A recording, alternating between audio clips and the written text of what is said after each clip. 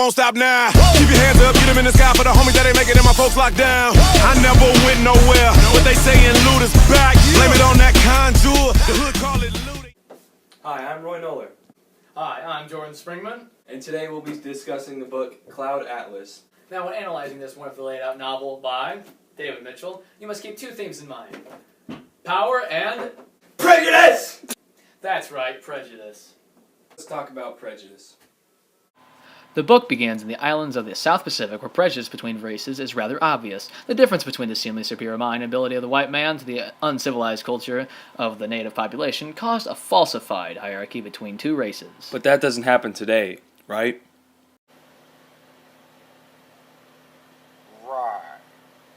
Of course, it still goes on today. It's one of the major themes of this book.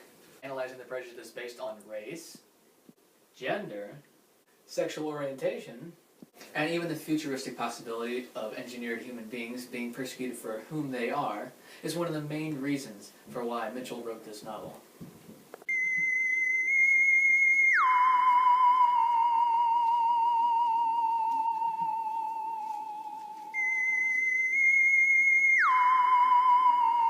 Mitchell shows the occurrence of prejudice in futuristic times through the detailing of a girl named Sanmi 451. Sanmi 451 is one of the engineered people that was previously talked about. So Sanmi 451 works for a food chain called Papa Song's, where she and many others like her are forced to work 19-hour shifts every day. In addition to this, the slaves of Papa Song's live in dorms 12 stories under the ground, and they're forced to consume this substance that they call soap, which blocks their curiosity and keeps them from wondering what a better life could be. So basically that whole situation is just Mitchell showing the prejudice in the future and how these people have to live in these situations due to just who they are. Due to the book spanning from the 1800s to the post-apocalyptic times, it allows the reader to view the theme of prejudice as a constant in an ever-changing world. This reveals that the culture that influenced this novel is filled with prejudice, just as the ages before it. Obviously, prejudice isn't as prevalent as, let's say, the 50s, but it is there, and as you can see, David Mitchell strives to point this out. In a similar way, power is portrayed, as another theme by Mitchell, to be just as lingering and an unchanging problem in today's societies. Let's talk about power.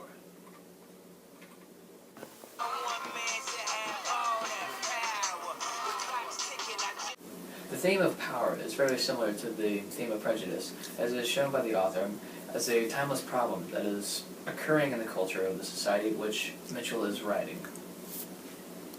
One major example of such a person who would abuse his power to maintain his status is the man by the name of Alberto Grimaldi, who is the CEO of Seaboard. He is an evil man willing to kill those who stand in the way of his nuclear energy profits. His example demonstrates how Mitchell wants to convey this theme of the abuse and corruption of power. Every good book has a lesson that the reader can take away from it. Cloud Atlas is no different. With all the prejudice that it details, it really just reassures and reinforces that prejudice is bad and that you should treat everyone equal. Additionally, it informs the reader how dangerous power can be when it gets into someone's head.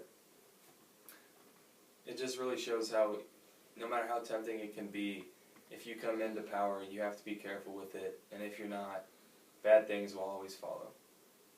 These lessons that it teaches are especially valuable because, as you can see from the book, they've occurred throughout history, and they'll continue to occur unless someone does something about it. One interesting thing about Cloud Atlas is its unconventional narrative style. There are 6 different stories embedded within the book, and it switches between them 11 different times. This makes for a very interesting read and leaves the reader in a lot of suspense in multiple cases. This style of switching back and forth also shows how all the different stories are intertwined in a very complex network. This also causes the reader to have to think a lot, which is always interesting when you're reading a book. Not only does the book switch between different stories, but it also switches between first and third person.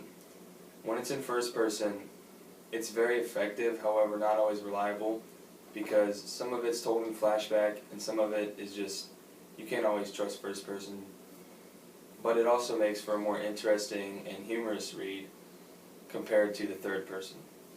One of the main reasons you can't trust the first person is due to personal bias. On the other hand, third person is less subjective and is probably more reliable. However, it's just not as fun to read. Furthermore, in third person, you don't connect with the narrator on as much as a personal basis as you would if it was told in first person.